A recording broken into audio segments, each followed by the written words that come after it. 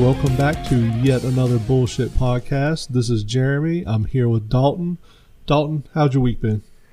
It's been all right, man. It's been all right. I've been playing some games. Been playing some like Final Fantasy 11 and some WWE 2K22, which I'm sure we'll talk about a little bit later. First and foremost, right off the bat, okay, I got worked up before we got started, so I got to bring this up straight up. This should be fun. I was taking my morning dump, enjoying myself. Life is good. And I see this article. Woman sentenced in baseball star's death. Now, this was from 3 years ago, okay? Yeah. What bothered me about this was I was like, you know how sometimes on Facebook you'll see like people you may know? And it's like, so it was somebody that I hadn't seen in a while. So I clicked their page and I'm scrolling down and she had been tagged in this post. Now, I'm going to read to you what the post said. Or I'm going to, try to remember what it said. I don't have it pulled, the actual post pulled up. But the girl was like basically saying that if you didn't know this girl who's in this article, then you don't have anything to say about her. You know, she got the raw end of the deal. She didn't pull the trigger or kill nobody. She shouldn't be in jail. Yada, yada, yada, right? Yeah. Okay. So what this girl did was 3 guys asked her to find someone that they could rob. So she found an 18-year-old who was a baseball star at the school, and took him to his house so he could be robbed by these people, and he got shot and killed. She's just as guilty as everybody else in that situation. Fucking thank you, sir. That was my thing. And these people in the comments on this particular thing talking about this chick were like, oh God, I can't believe, I hope she doesn't get 15 years. I think she's only supposed to get 3 instead of 15, blah, blah, blah. I'm like, I hope that bitch fucking rots. Dude, a kid is fucking dead because she took him to go meet some people to get robbed. Like, bitch, you are just at fault, just as much at fault as anybody else because you took him there. He would not have been in that situation if not for you. I hope you fucking rot in jail. I hope Bertha shoves her fingers up your butthole. All of them. In a not pleasant way. Yeah. I was just like, what the fuck? Yeah, like, she is just as guilty as the person who pulled the trigger because if it wasn't for her, he wouldn't have been there to have been shot. Like, you made a conscious decision to partake in this illegal activity just because it went further than you expected it to.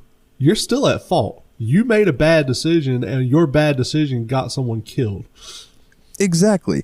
And it's like, dude, these people, so the people that shared this, like, they're a bunch of fucking druggies.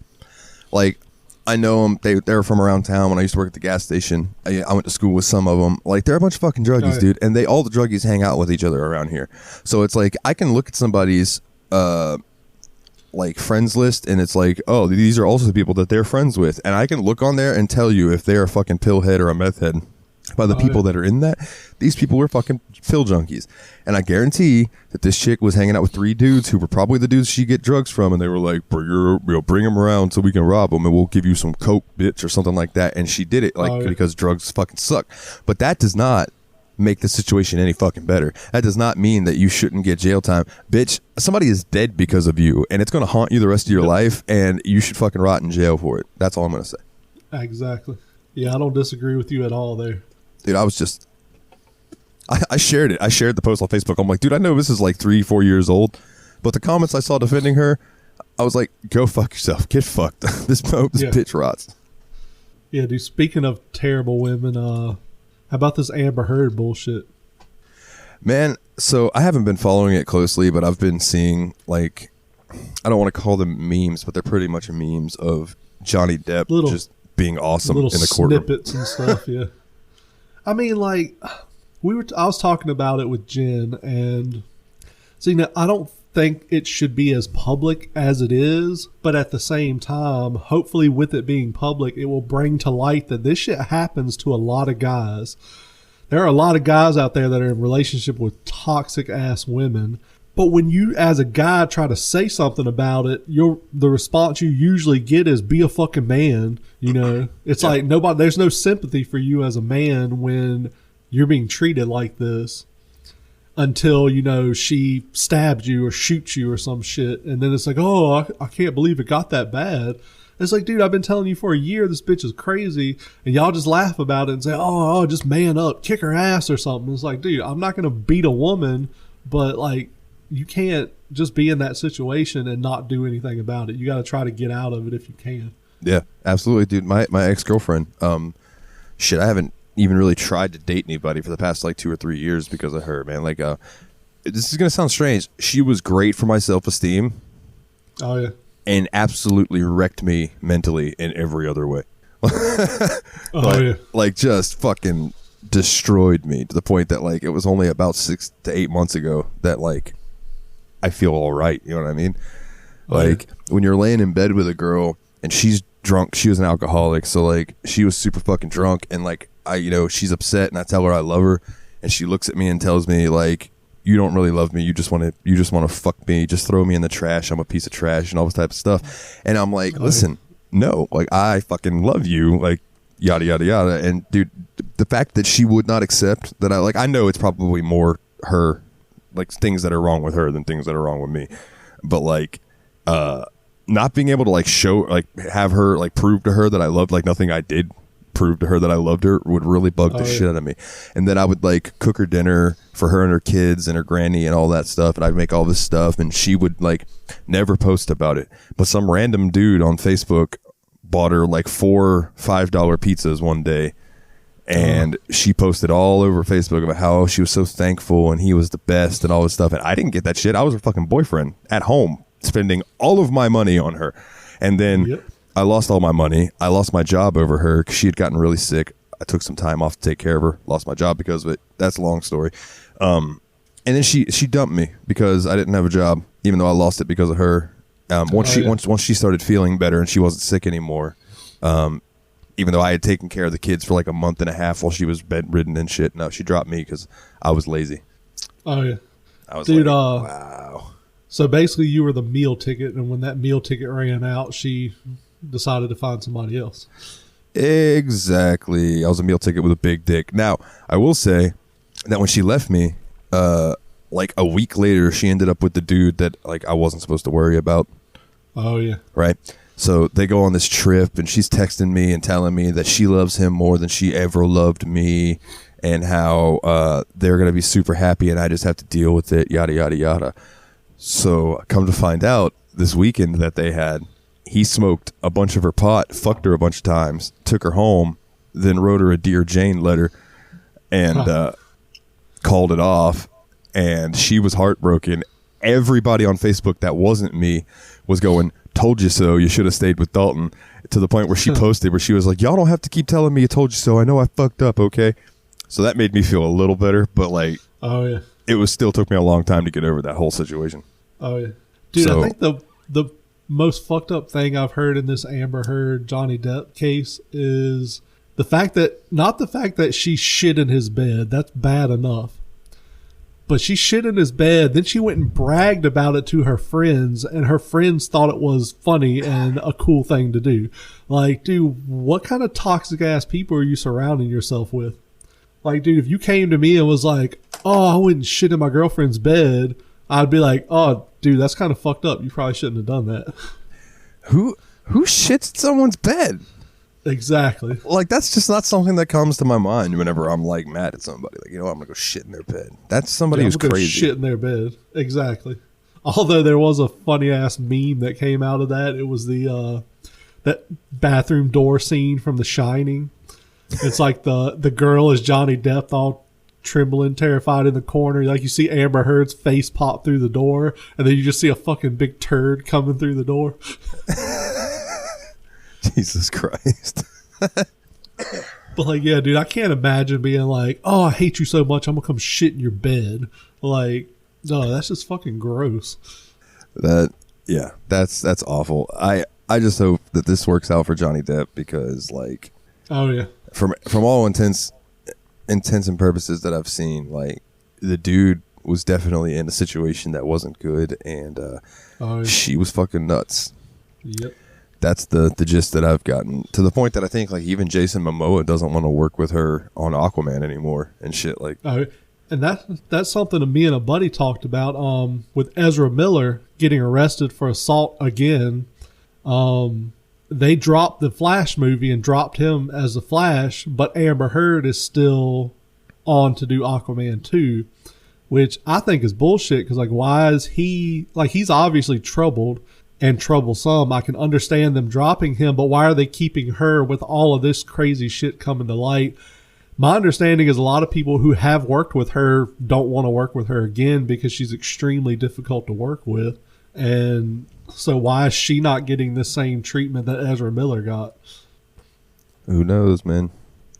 This is the way of life. Yep. Seems like it. I have a question for you, sir. All right. Have you ever been outfucked where, like, you just couldn't go anymore and they still wanted to go? Yeah. More than once, yeah.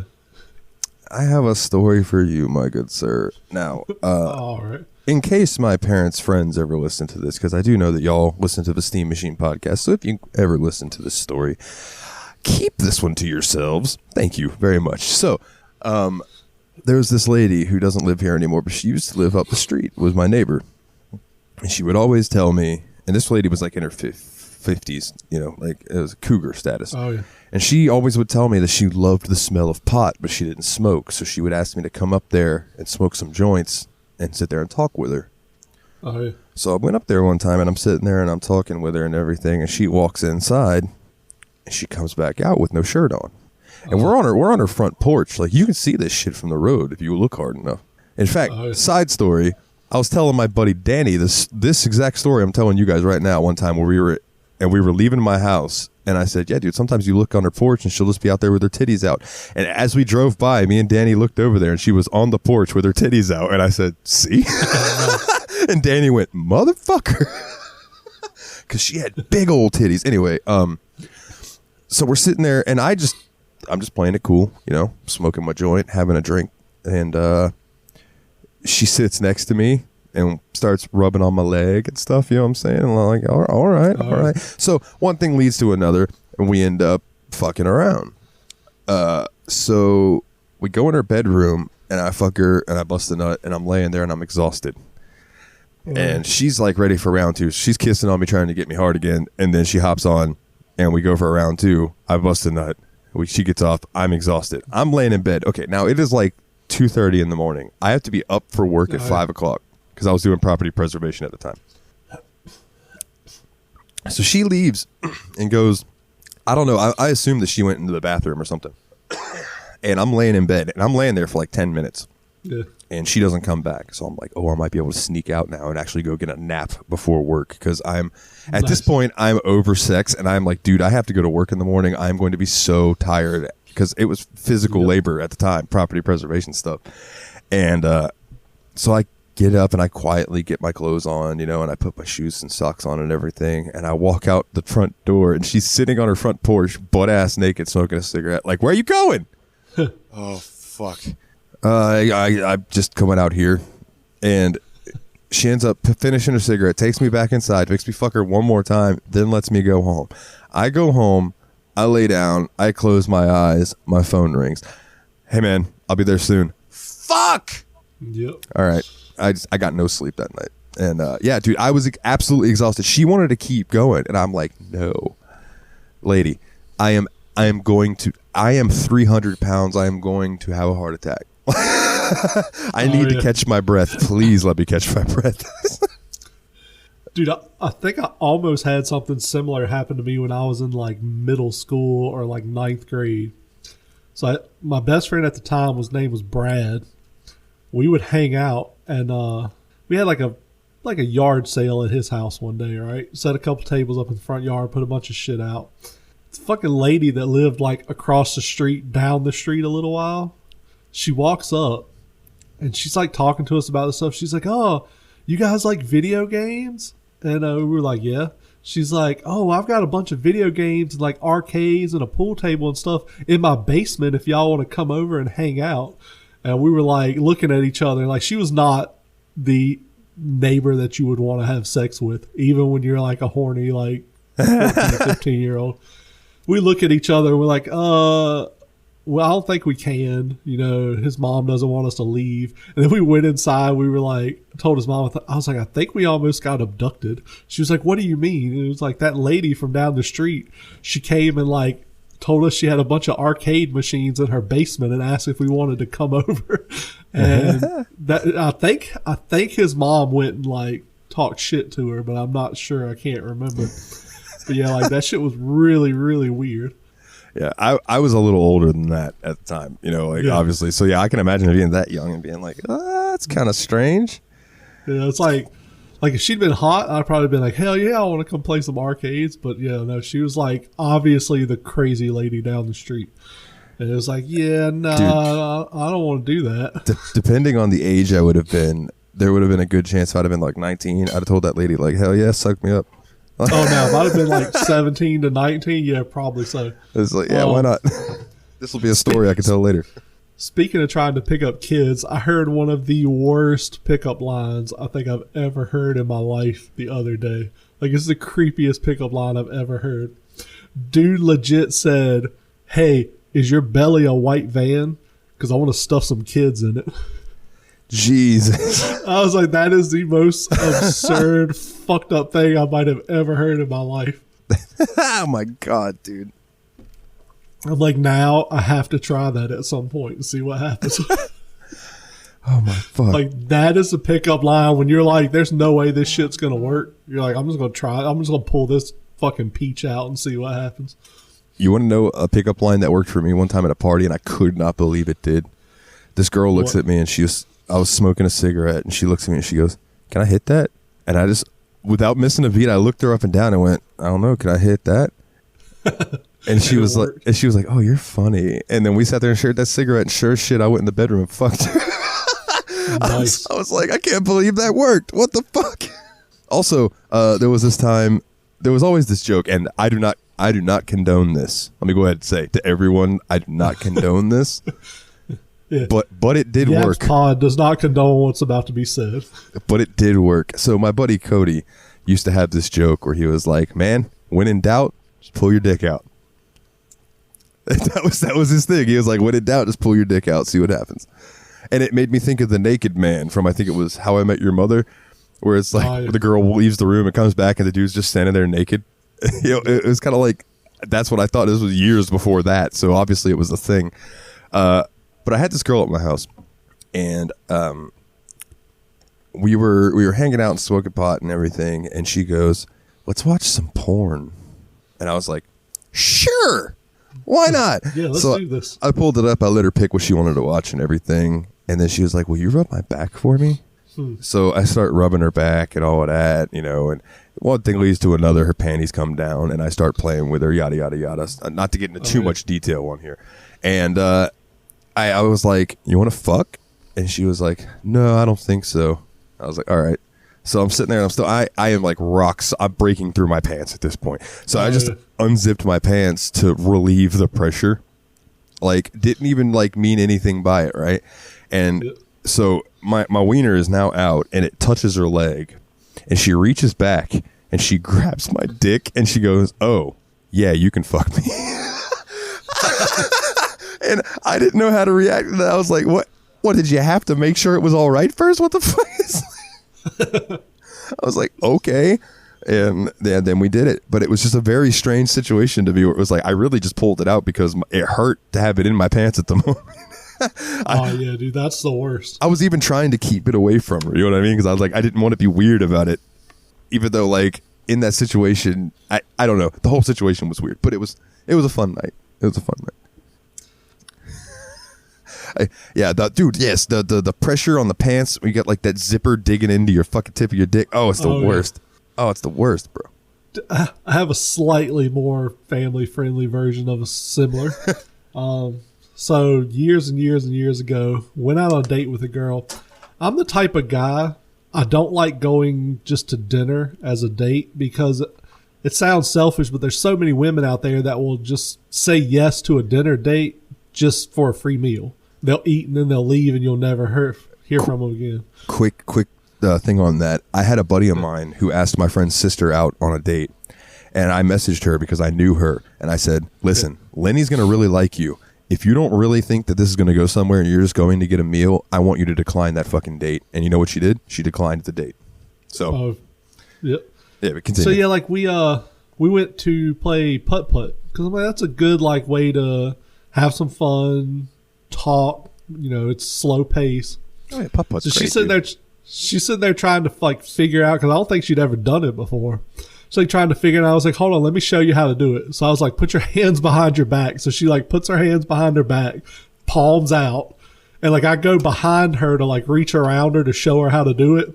To fucking pull into her, and her hands are perfectly just cut my dick. I'm like, oh my God, I'm so sorry. I didn't mean to do that. And she's like, I mean, it's a fun little thing, but yeah, she didn't seem too offended by it, but I'm like, yeah, I totally did not mean to just put my dick in your hands. At least you apologized for it though, and you weren't like one of those dudes who was like just set it there and was like, oh yeah, all right, this is here you go. Like honestly, 1,000% unintentional. I did not mean to do it at all, but like yeah. So like when I did and I felt it, I like freaked out and jumped back. I was like, oh my God, I'm so sorry. It's like she laughs it off. She's like, oh, it's not that big a deal. But yeah, dating is interesting. Yeah, for sure. So one other thing that we had marked down that I wanted to bring up was an argument that I got into with my buddy one time. It was my buddy, his girlfriend, and me, and we were talking about OnlyFans. Right now, I'm gonna go ahead and state this right off the bat. I got no problem with OnlyFans. There's a couple of OnlyFans that I have subscribed to in my time, and I appreciate those ladies and the work that they do. That being said, the argument was, I had just said in the chat, man, there's this girl on OnlyFans who's charging $35 to subscribe to her per month, but then you also have to pay to see like the videos and stuff. Like she might post a picture or two, but you still have to pay. So I was like, so you're paying $35 for the opportunity to pay for porn. Yeah. And I said, that's not worth it.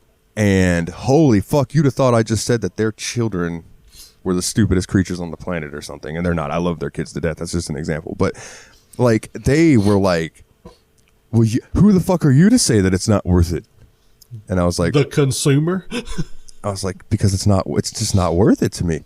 And they're like, well, you don't have the power to put a number on someone's worth. You know, if they think they're worth that much, they can damn sure charge that much. And I'm like, I think you're missing the point that I'm saying it's not worth it to me. And then they just kept on and on and on about it. And I said, finally, I was like, dude, this has nothing to do with money. And Ryan's like, or no, I said, dude, this has to do with money. And Ryan's like, it has nothing to do with money.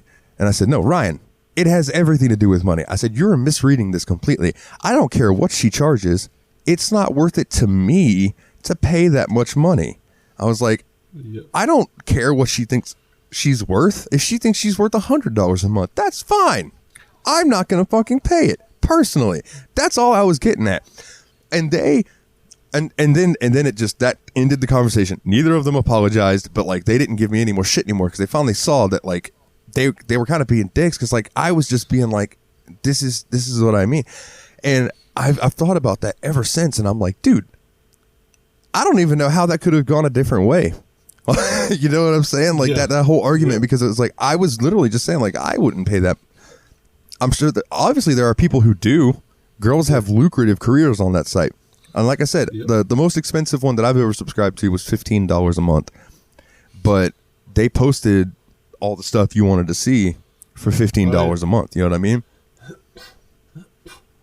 But the whole thought of, 30 to 50 to 100, and you just get like some bikini pictures unless you pay more money, that's kind of, that's just not for me. That's just not for me. That's all. Yep.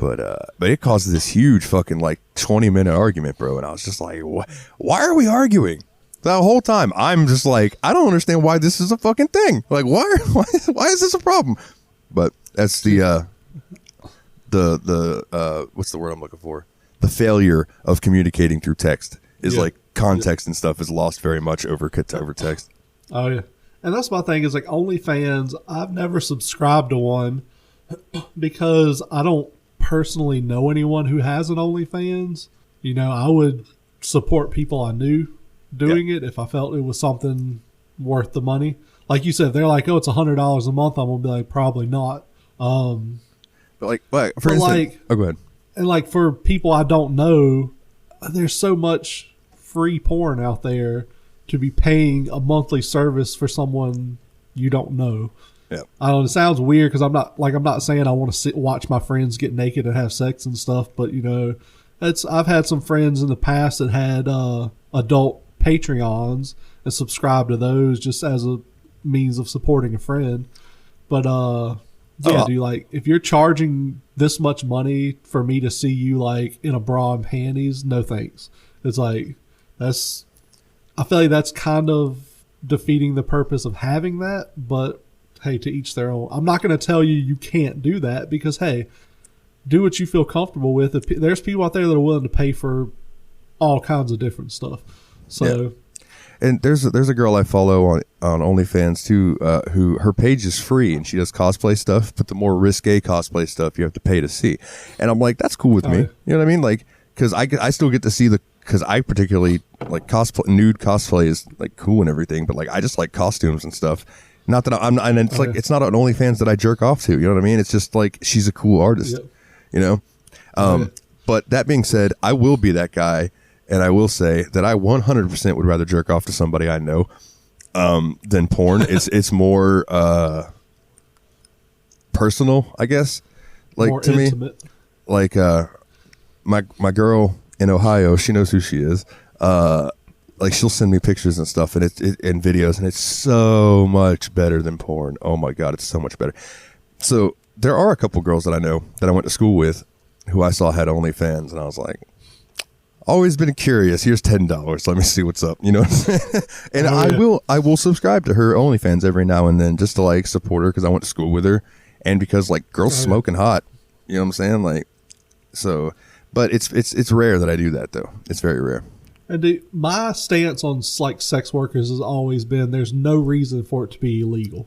It's consenting adults choosing to do things. There's nothing illegal. I would even argue there's nothing immoral about it. I feel like if sex workers were legal, you would see the rate of marriage decrease. You would see the rate of divorce decrease. Like you'd probably see it increase a little bit at the start, but I think it would level out a lot lower because people aren't going out there and getting married just because they feel guilty having sex. Yeah. Like I think in this country, there's this huge, like weird connection between I find this person physically attractive, so I feel like I have to marry him right away because it's what's expected of me. I've been married. It's not any different. The only difference is when you're ready to break up, it's a hell of a lot more expensive and a hell of a lot harder to do. I had an ex boss who said marriage is just a really expensive piece of paper that's even more expensive to get rid of. Oh yeah. But oh fuck, what was I gonna say? Oh, and I think that if they legalized, you know, prostitution, sex work, you could regulate it some in a way that like testing and things like that. So, you know, the girls could go and maybe it's covered under their insurance plan for their job, where they could go and they could get tested. Now, I know the Christians that are listening. Not that Christians listen to us, but I just know that immediately they're going to be like, I don't want my taxes to go towards making sure some hooker's clean and all. I was like, why not? Maybe your kid's off fucking one. How would you know? Yeah. Maybe your pastor is fucking one. Yeah, what if your kid gets AIDS because he had sex with a sex worker who hadn't been tested? My thought has always been legalize it, but make it where you want to be a sex worker, you go down to City Hall or whatever, you get a license to be a sex worker. Your license, part of your license is monthly, you know, screenings, and so that you make sure you're clean, but then tax the shit out of it. Tax it at 40%, 50%, whatever. People will pay the higher prices for legal. They prove that with marijuana. My thing with it is it's going to protect the girls because she's not, you know, having sex in dingy motels or in alleys anymore. If she has sex with a dude and he says, I'm not going to pay you, and beats the shit out of her right now, she can't do anything because if she goes to the cops, they're going to arrest her for being a prostitute, and that's going to be the end of it. If it's legal and she's a card-carrying sex worker and some dude beats the shit out of her instead of paying, she can go get his ass arrested. Like, yeah, absolutely. Dude, there's only upsides to legalizing it. There's no downsides. But like you said, you have this religious group of people that say, well, having sex is immoral. And you know, half of them are cheating on their spouses and shit. But like, I'm not going to get into my thoughts on that stuff. But yeah, like, just legalize it. Legalize it, tax it, and make mandatory screenings. Like you said, tax money doesn't even have to pay for it. Have a fucking clinic set up where they can go pay $50 a month or whatever and get screened for a bunch of different stuff. Yeah. And on a similar but completely different note, I think that cardinals and guys like that, priests, things of those sort in the Catholic Church should be able to get married or at least fuck prostitutes, so maybe they'll stop fucking children. Agreed. Yep. You know, like, I know that's fucking like a weird thing to talk about, dude, but like, it has happened so much that there really needs to be something done about it. Like, are you fucking kidding me at this point? I don't know. We don't have to get into that. At the very least, the church needs to stop protecting them when they're fucking little kids. Yeah, exactly, dude. It's like, no, dude, that motherfucker, like, fuck that. I don't care how many wines he's blessed.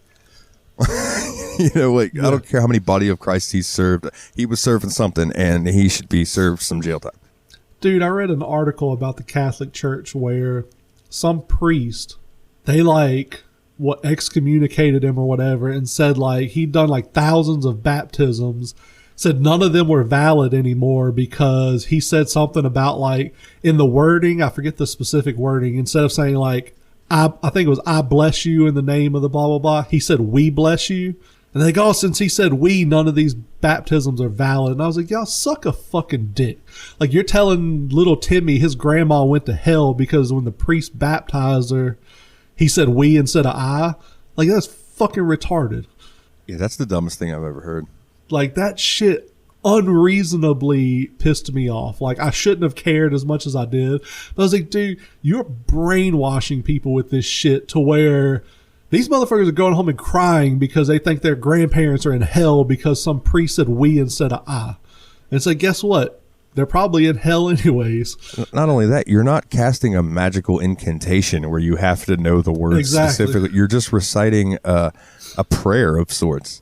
You know what I mean?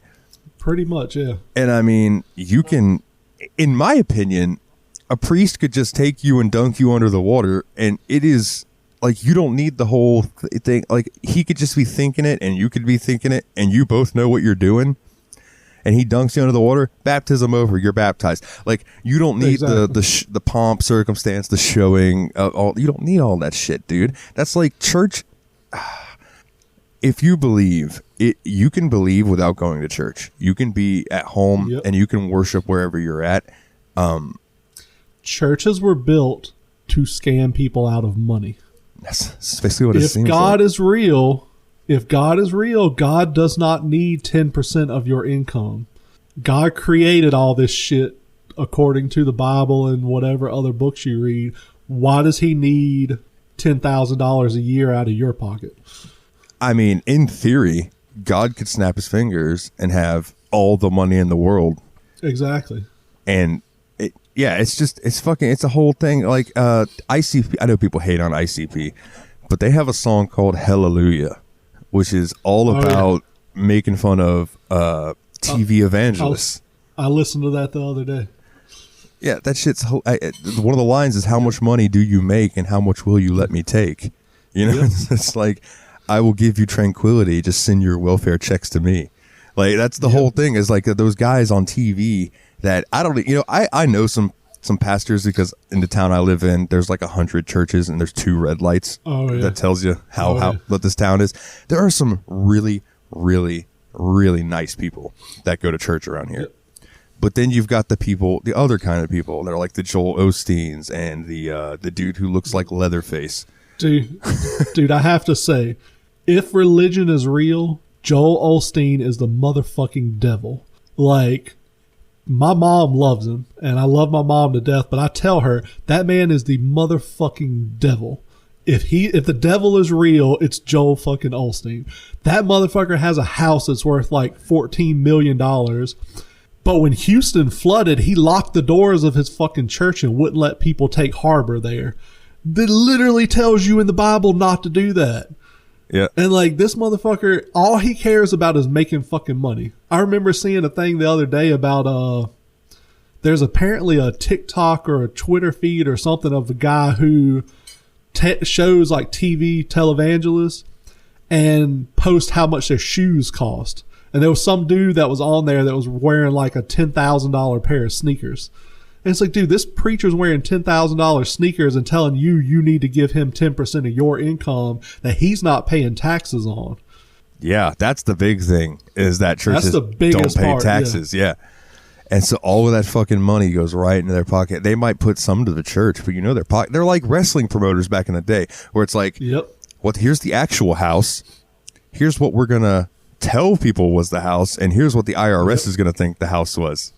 You know what I'm saying? Yep. So it's like that promoter pockets some money, then he pays the boys, then he tells the promoter, we only made this much. Or he tells the IRS, it's such a scheme. And don't get me wrong, I know religious people who are, like you said, some of the nicest people on the planet. I know some people who run churches and they legitimately do what they set out to do. Yeah. The money that they take in goes towards repairing the church, whatever. But like I said, I've always argued churches should be tax exempt to a certain amount. Give them $100,000 a year, $200,000 a year. You don't have to pay taxes on it. But once you make more than that, when your church is making $100 million a year, you need to be paying fucking taxes. No church needs $100 million a year. When you got a preacher up there, what was that one preacher that was saying God said he needed a private jet? No. Well, I don't remember the guy's name, but I know who you're talking about. You don't need a private jet. You need a kick in the dick is what you need. Yeah. Yeah. And speaking of taxes, bro, it's like the people like me and you end up having to pay taxes. And then these companies like Amazon and Facebook and things like that end up not paying any, even though they made billions of dollars. It doesn't make any fucking sense to me. It's fucking capitalism, and capitalism is stupid. Agreed. God damn it. Like Elon Musk came out pretty recently and basically spilled the beans and was like, well, I don't pay taxes because technically I don't take an income. It's like, motherfucker, you built a rocket and launched yourself to fucking space for fun. Pay some fucking taxes. Yeah. Stop. That's what churches do. That's what these businesses do. They don't own shit. The people there don't own shit. It's all in the business's name so that they don't have to pay any fucking taxes. But then when they need $10 million to do something, they just go scrape it out of the business funds and put it down as a loss or put it down as a expense and just do whatever the fuck they want. Yep. But the country's ran by these people, so nothing we're going to be able to do to stop that. I was ranting about that the other day, and my grandpa was like, well, they did something to get where they were at. And I went, yeah, they stepped on people and shit on people, and yep. Maybe not Elon. I don't know his story, but I know Bezos, there's a lot of bullshit around him. I was telling my brother one time that I said, if you made $5,000 a week or $5,000 a day, 7 days a week, from the day Christopher Columbus landed in the United States of America until today, you wouldn't have $1 billion. Nobody earns $1 billion. And my brother's response was, well, if you had $1 billion, you'd probably say you earned it. I was like, no, nobody earns $1 billion, myself included. If I had $1 billion, I'd spend that shit trying to make life better for people. I'd have Lamborghinis and shit, but I would also tip my wait staff $1,000 when I go out to eat or something, Yeah. If I have $1 billion in the bank, $1,000 ain't shit to me, but it might change that person's life. There's but there was an article I read that said that Jeff Bezos could give every adult over 18 in America $10,000 and it wouldn't put a dent in his bank account. Yep. That's how much money he has. Picture that. Every adult gets 10 grand and he still has billions of dollars left. That is insane. And that's something I've argued before, and I'm going to try to find it so I can make sure I don't get it wrong. I think it's the disconnect for normal people between $1 million and $1 billion is they're pretty similar words. There's only one letter difference. I don't think people grasp how much more $1 billion is than it's $1 million. 1,000 million. Yeah, it's like 1,000,000 seconds is about 11 and a half days. 1,000,000,000 seconds is 31 years. Like, it's that big of a fucking difference. Like you said, it's literally 1,000 million. It's like fucking nuts, dude. Yeah. And that motherfucker's got $1 trillion. Exactly. Holy shit, son. That's 1,000 billion. Like, holy shit. What the dude, his entire family from now until probably the end of time would have trouble spending all of that. Yep. Holy fuck. And I get that it's like, it's not his money, it's wrapped up, like you said, in the business. But no, that is his money. Don't let anybody fucking tell you differently. Like, if that motherfucker wanted to go pull out $500 million and just use it to wipe his ass, he could. Yep. And it wouldn't put a dent in his goddamn bank account. It's fucking insane. Dude, if you had $1 billion, you could buy a $50,000 car every single day and crash it and go buy another one the next day. $50,000. So we're talking about, a nice BMW or something for 20,000 days without running out of money. So you could buy a $500,000 Lamborghini every single day for 2,000 days and not run out of money. How the fuck does that seem normal to somebody that somebody would have $1 billion, much less $100 billion? And like you said, you don't make that kind of money without standing on other people's backs to do it. Yeah. And I've read that, like, there's this weird, like, mental thing where the more money somebody gets, the more they don't want to spend it. But the more they want. Yeah. But I don't know, man. Like, I like to think that if I had $1 billion, I would use a lot of it for good. Yeah. I mean, don't get me wrong. I would have every physical game that I've ever wanted to own. I'd have a second story built onto my house. I'd have a brand new computer, PS5. I'd have all the shit I want. I'd have so much money left over, though. Like, so I'd probably spend $200,000, if that, and then so much left. Yep. Dude, that's my thing. Is like, me. I'm one of the most cynical, like, spiteful people on the planet. I would still try to do good shit with that money. Yeah. Like, if I had $1 billion, if I woke up tomorrow and had $1 billion in my bank account, I'd do fun shit. I'd go to all the F1 races. I'd have Lamborghinis. I'd have all kinds of cool shit. But I would be doing shit for other people. I already told my mom, I was like, if I win the lottery, I was like, I'm buying you whatever house you want. We'll sell the property we have now, and like, I'll pay your taxes on the new house and shit. You'll be taken care of. Like, I'm not going to just spend money on myself. Yeah, exactly. But that's the thing, is a lot of these rich people, they're not, even if they're doing altruistic stuff, it's for self-gain. They're donating money to charity because it gets them out of paying taxes. Shit like that. Yeah, and I would like to see. I just want to say, I would like to see Bezos do something like give $100,000 to schools. You know what I'm saying? Like, every school gets $100,000, because I know that the schools here in my town could use money like that.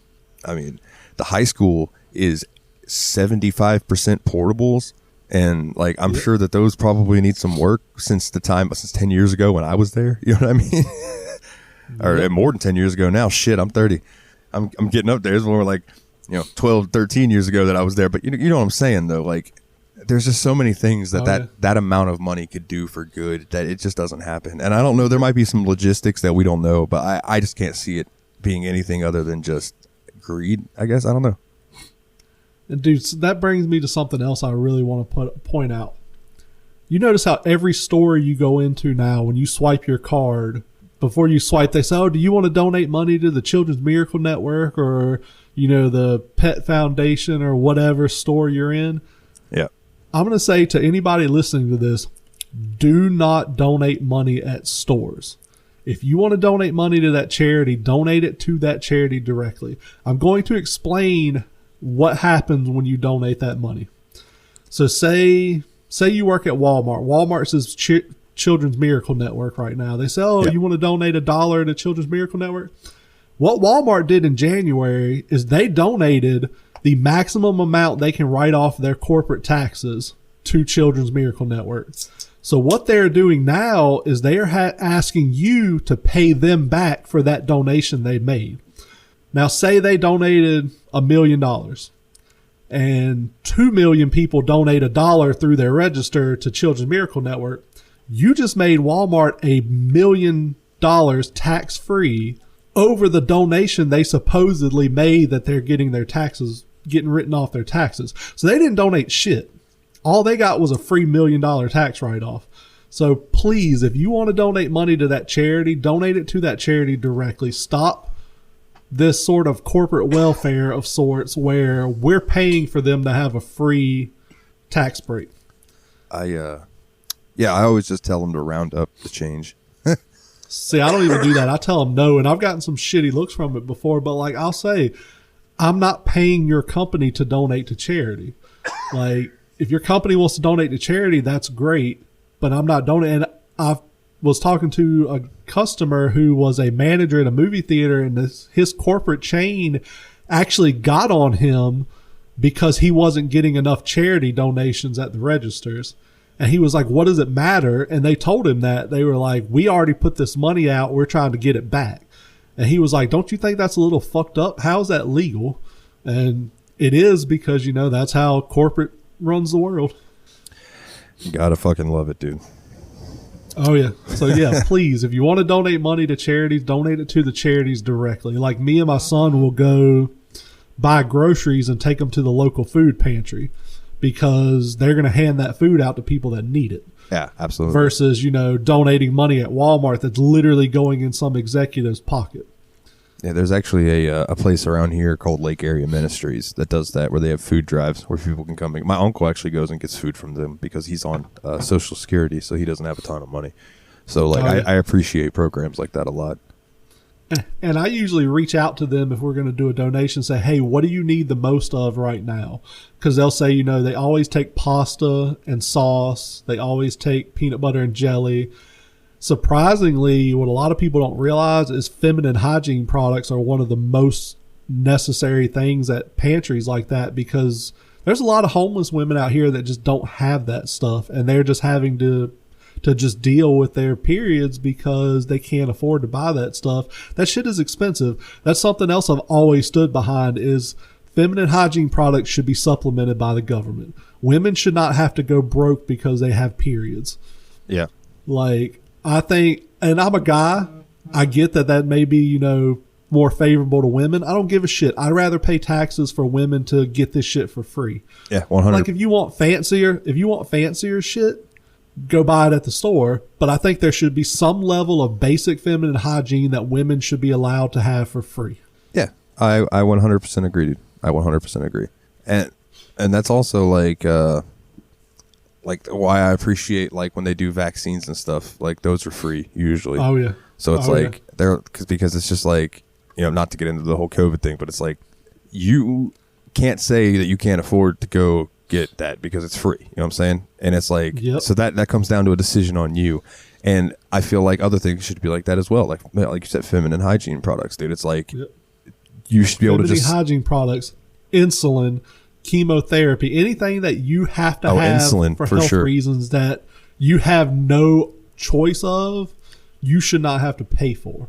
Insulin is so goddamn expensive. It's stupid. And if you look at shit has gotten ridiculous. And you look at the prices of it in other countries. You know, I'll never forget, I read an article about this lady who was going on holiday over to France, and she had like a heart attack or something on the plane. And when they got her, when they landed in France, they got her off the plane, rushed her to the hospital. She ended up having to have like open heart surgery, and she was in there for like 3 weeks or something like that, right? She got out, cost her $50. Yep. $50 for open heart surgery. It was $50, and that was because of like a couple different painkillers they gave her. Dude, a Canadian friend of mine had, I forget exactly what happened to him, but he ended up in the hospital for like a month or so. Like, it's pretty bad, life-threatening stuff. Dude, he told me he paid $45, and the only reason he had to pay $45 is because the ambulance came and picked him up and took him to the hospital. I was like, dude, an ambulance ride in the U.S. is like $4,500. Yeah, it's an insane. I was like, dude, I literally went to the hospital when I had that nerve issue with my neck. Like, I'm in so much pain, I was sobbing. Go to the hospital, sit in the waiting room for about an hour and a half. Go in the back, sit in the room for another 45 minutes or so. The doctor literally came in. He didn't get within about 7 feet of me. He goes, oh, so you're having some pain? And I described the pain to him, described what I thought was going on. He's like, oh, we'll give you a Toradol shot and some Percocet, and I hope you feel better, and walked out of the room. That's it. Maybe 5 minutes, if that. Nurse comes in, gives me the shot, hands me 5 Percocet, discharges me. Dude, the hospital charged me $1,700 because I don't have insurance. The doctor charged me almost $700. So the doctor charged me like $700 for like 4 minutes of not even diagnosing me, just saying, we'll give you some pain pills. Get on out of here. Bro, what the fuck are 5 Percocet going to do? Exactly. Like, you're a big dude 5. like me. Like, I got to take 2 Percocet for them to even touch the pain. 5? That's like when I went. And dude, it was nerve pain, so Percocet didn't do shit for it anyways. Yeah. Yeah, that's like when they gave me when I had all 4 of my wisdom teeth removed plus an extra tooth that I had removed all at one time. They gave me, I think it was like 14, it might have been 20 Loratab, like 5 milligrams or whatever. And I'm like, I wanted to tell him, I'm like, dude, this shit wouldn't take away a headache for me. Like, I don't condone drug use, kids. And again, if your kid's listening to this, tell your parents they fucking suck. Just kidding. Don't tell them that. Keep listening. Keep downloading. But I would snort one and then eat one because when you snort it, it hits you quicker. So I would like immediate relief. And then once that started wearing off, the second one would kick in and it would help a little bit. But dude, those fuckers didn't help at all. And I know it's because people pill shop. And it's become like a thing where they don't want to give you a bunch of painkillers because people have ruined that for everybody. Yep. But fuck, 5? And you're having nerve pain? Dude, I'd have told him to get fucked. I'd have been like, do you want to throw a 0 on the end of that for me, please and thank you? They're getting like $50 a month until that shit's paid off just so it doesn't affect my credit score. Like, they'll get paid when they get paid. I don't blame you, dude. Yeah, dude, like, just mention, like, you're talking about dental stuff. Dude, shout out to a comedian I know in Gallo Bellum. Dude's funny as shit. He lives in the Bay Area. He needed a root canal. Dude, he literally looked it up. He could fly to Spain, stay in Spain for 3 days, get a root canal, and fly back for cheaper than he could get a root canal in San Francisco. Like, dude, this system is so fucking broken. I was like, what does that tell you about the American medical system? It's so fucking broken. That is insane. You can have a vacation and a surgery for cheaper than a surgery in America. What the fuck? Well, okay, so I know we're tight on time today, so I'm going to tell you this quick story, and then we'll touch on maybe one other topic, then we'll get into the community questions. All right. So, do you remember in Dodgeball when Ben Stiller gets hit in the face, and he's like, nobody makes me bleed my own blood. Nobody. Yeah. I literally had a moment like that in my life one time, and I wanted to share that story with you. So, I'm at a party, and at this party, I think I was telling you one of the times that I was at a party and I was just downing double shots of whiskey until I passed out on the bathroom floor. The last thing I saw was my friend Brandy and Rachel's feet and then flashes of a camera, and then I fell asleep. I just passed out on the bathroom floor.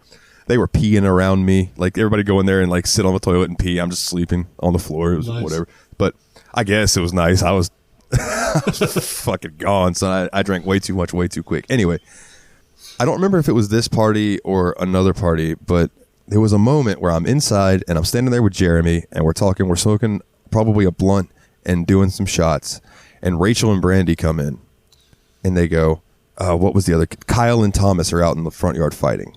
And I'm like, they come get me. I'm the biggest dude at the party, so they're coming to get me to break it up. Oh, yeah. Jeremy, who's standing there with me, is like 6'3" or 4" and probably 150 pounds. So like, he is a bean. Like, he is a skinny fucking dude. Like, maybe 130 pounds. He's a little dude. But so he's not going to help me much. So we go out there and they're brawling. And the lady who Kyle was dating. So Kyle was dating this lady who was his friend's mom. So she's like 40 and whatever. So I'm trying to break him up, and she's like yelling, telling me that don't hit him or anything. And I just snapped it. I looked at her and I went, bitch, they're fighting over you. I was like, you're a fucking 40-year-old dating a fucking 18-year-old. You're fucking creepy. And she goes, he's 20. That was her response. Yeah, that was her response. So I just rolled my eyes at her and went back to trying to break it up. And finally I said, fuck it. Let them fight. Just let them fight it out. So they're, you know, like those cartoons where it's like there's like the cloud of dust going around as they're fighting. Yeah. That's basically what they're doing around the yard.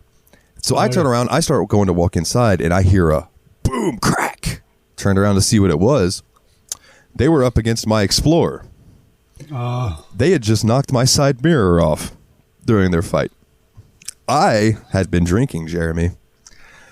I flew into a fucking rage. It angried up your blood. And I heard Brandy go, oh no, Dalton. And it didn't matter. Dude, I ran full speed, and I'm glad both of them didn't duck because I'd have punched straight through my fucking side window. But I ran full speed, dude. And back then, I was probably 360. Like, I'm a big dude now, but I was a big dude back then. And I ran just through a fucking slugger of a punch, dude. Just almost like a Superman punch. And Kyle turned just in time to see me, and he ducked, and I caught Thomas right in the fucking eye. Boom. Nice. He falls like a sack of potatoes, just hits the ground. Done. He is out cold. Somebody goes and grabs him. They drag him inside. So Kyle looks at me and he goes, you tried to hit me, mother? And before he even got it out, punched him right in the fucking mouth. Nice. He falls down and hits the ground, and I am just wailing on him, and he backs up, and I tried to kick him in the face. I do not condone kicking people. I don't condone a lot of things that I did when I was younger. Let me just go ahead and say. I threw a really hard kick towards his face to the point that a year or so later, he tells me, he goes, bro, when you tried to kick me, he goes, I smelled your shoe, the rubber of your shoe go right under my nose. He goes, you'd have knocked me the fuck out. But yeah, I tried to kick him, and he dodged it, and I hit him a couple more times, and it was over. So we go back inside. Everybody's at the party. Thomas's eye is swollen fucking shut already. And I feel really bad because he wasn't the person I was going for. You know what I mean? But his eye is swollen shut. He's passed out. People drew dicks on his face. It was one of those types of parties. Kyle walks up to me later, and he's wasted. And he looks at me and he goes, Suitor, no one's ever made me taste my own blood before. But I want you to remember this. And he points his finger at me and he goes, I'm always the baddest motherfucker at a party. And I just looked at him and went, yeah, whatever you say, Kyle. Like, I clearly just beat the absolute dog shit out of you, but whatever you say, bud, it's all good. He's like, my name's Kyle. I wear Affliction t-shirts and punch holes in drywalls. You know, though, he's not an Affliction t-shirt kind of guy. He's like the no shirt kind of guy. I mean, that's the same thing. Yeah. Yeah, he always has no shirt on, dude. Like, every time I say, he's always looking for a reason to pull his shirt off. And he doesn't have a body to show off. Yeah, he's just skinny. He likes... Like, has he ever worn a hat with the bill facing forward? Or is it always backwards? You know, I don't know. I don't know if I've ever seen him in a hat. Back in high school, he used to wear his hat backwards. Yeah. But now that he's got long hair, I'm not sure he wears hats anymore. But yeah, absolutely. Same type of guy, though. We're thinking of the same style of dude. Oh, yeah. Yeah. And what's weird is Kyle is a really good dude when he's not drunk. Oh, yeah. You know, he's one of those guys where it's like when he gets drunk, it's almost like he turns into like Super Kyle or something. Oh, yeah. Like, because when he's sober, he's a good dude. I mean, he's a little strange, but he's a good dude. But yeah. I'll never forget that. No one's ever made me taste my own blood before. And when he said that in my brain, I went, nobody makes me bleed my own blood. Nobody. Oh, man. You have something marked here that I'm curious about, the censorship in America. Yeah. So I was going to say that everybody who knows me knows I'm all about getting naked. Like, just being naked is great. People being naked is great. Yeah. Boobs are great. Everything. Yeah. But, you know, in America, everything is censored as fuck. Like, Negan couldn't say fuck on The Walking Dead because it was on a cable channel. Yep. But, and I'll admit this, I was listening to some Nickelback yesterday. Nickelback put out a hit song that played on the radio all the time called Follow You Home. That was literally a song where he was saying, no matter what this chick does, I'm going to stalk her. Like, she can literally try to kill me. I'm still going to sexually stalk her. And this was a hit song that played on the radio all the time. I mean, the song, what's it? I'll Be Watching You. The guy that wrote it came out and said, breath you take. Yeah. Yeah. This dude literally said this is a song about stalking somebody. That shit still plays on the radio now, what, 30 years, 40 years later? Yeah. But we can't have titties on TV? Like, I just don't fucking get it. Why are we so okay with people talking about some of the most heinous shit in the world as long as we don't have to see it? WAP. Yeah. WAP. Wet ass pussy. You can sing about it. Can't show it, though. Can't show it. Know what I'm saying? It's very strange. I think it's bullshit, personally. This was kind of my, you know what I think's bullshit topic. Yeah. Censorship. I fucking hate it. I 100% support the Free the Nipple project, not because I want to see titties, like that's nice, but I feel like if we start making it normal now, by the time like our kids or our grandkids are grown, women's breasts won't be so sexualized. It won't be such a thing where like dudes are like, oh, she's wearing a string bikini, I'm gonna pull my dick out and jerk off in public because I can see her side boobs. Like, normalize the shit a little bit. Everybody should wear pants in public. I say that because men and women, because, you know, you got fucking coochie discharge. Everybody has sweaty, swampy asses. You got, you know, dick and ball sweat. Yeah. I don't want to sit down on a bench some chick's been sitting on and got their smelly ass sweat, you know, get that shit on my pants or whatever. Everybody needs to wear pants or at least underwear in public. Cover your junk. But I mean, realistically, Dalton, you're a heavier guy. You can push your tits together and make them look pretty nice, right? Like there's no real difference in your tits, and there's no real difference in your tits and the tits of, say, a lady of the same stature. No, yeah, absolutely. You know, like mine just don't have milk in them. Yeah, like mine. You know, hopefully they stay that way. But I got some perky little man boobies that are working, and if I'm walking around without a shirt on, it's no different. You know, they're hairier, not quite as pleasant to look at, but they're still, you know, a little bit of flesh with a nipple on it. I sadly do not have much chest hair at all. I think I have 3 hairs on my chest total. So yeah. Oh, I'm a hairy, stinky beast. I have nice bare breasts for everyone to look at, and they're milky white because they never expose them. Dude, that's something that's funny too, dude. I'm one of the fucking, for some reason, I'm one of the smelliest fucking people on the planet. Like, dude, I use that Dove men's 48-hour protection deodorant. Yeah. Dude, my fucking shit's cutting through it by the end of the day. Like, that shit ain't covering me for 2 days straight. Like, I have to shower every day. I don't know what it is in my genetics. Maybe it's my shitty diet. I don't know. Dude, I gotta fucking work to not smell bad.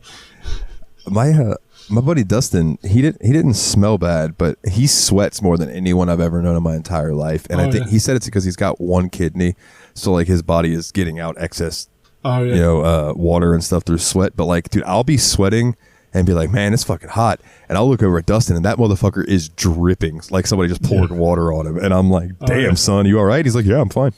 I'm like, all right, I was just making sure, bro. You look like you're leaking over there. Speaking of, because I'm sure we both wear plus size t-shirts. Yeah. Dude, like, I like my sleeves to be kind of tight to my arm, tight to my underarm. I don't like them being super baggy. You know when you wear like a super baggy t-shirt and you get that fucking sweat drip that like runs from your armpit down your side?